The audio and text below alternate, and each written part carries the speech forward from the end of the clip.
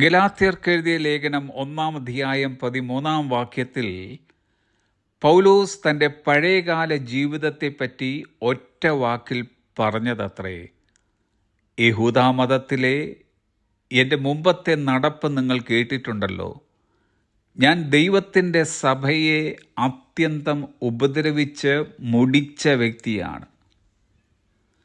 ശൗലെന്നും പൗലോസ് എന്നും പേരുള്ള ഈ വ്യക്തിയുടെ അടുക്കിലേക്ക് കടന്നു ചെന്ന് അവൻ്റെ മേൽ കൈവച്ച് പ്രാർത്ഥിക്കുവാനായി അനന്യാസ് എന്ന ശിഷ്യനോട് കർത്താവ് പറഞ്ഞപ്പോൾ, അനന്യാസ് ശൗലിനെ പറ്റി പറഞ്ഞ ഒരു റിപ്പോർട്ട് അത്രേ അപ്പോസ്തലപ്രവൃത്തികൾ 9-ാം അധ്യായത്തിൻ്റെ 13-14 വാക്യങ്ങൾ.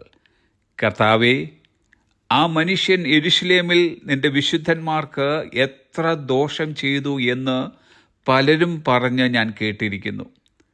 ഇവിടെയും നിന്റെ നാമത്തെ വിളിച്ചപേക്ഷിക്കുന്നവരെയൊക്കെയും പിടിച്ചു കെട്ടുവാൻ വന്നിരിക്കുകയാണ്. ഒരു മനുഷ്യനെപ്പറ്റി ഇത്രയും മോശപ്പെട്ട ഒരു റിപ്പോർട്ട് ഇനിയും കേൾക്കുവാനുണ്ടോ?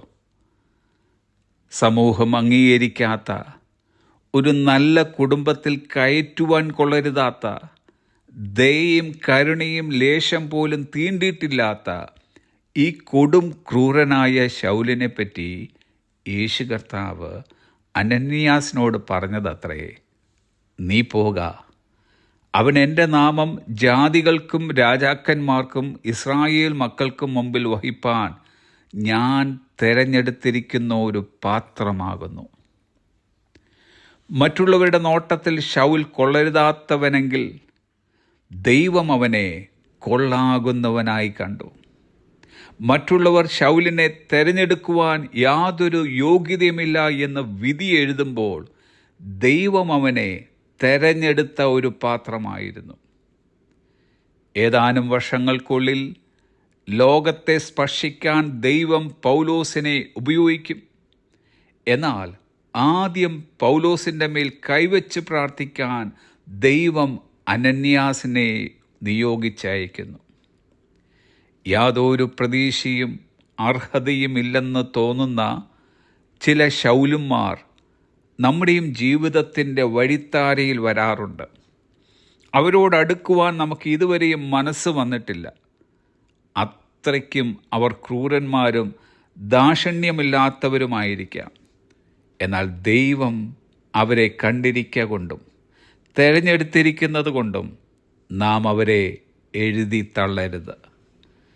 ശൗൽ ദമസ്കോസിൻ്റെ പടിവാതിക്കൽ വെച്ച് യേശുവിനെ കണ്ടുമുട്ടിയ വിവരം അനന്യാസ് അറിഞ്ഞിരുന്നില്ല.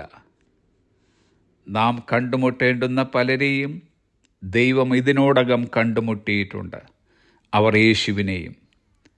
ഒരു കാര്യം നാം എപ്പോഴും ഓർക്കുക: ദൈവം ഇതുവരെ പോയിട്ടില്ലാത്തിടത്തേക്ക് ഒരിക്കലും നമ്മെ അയക്കില്ല.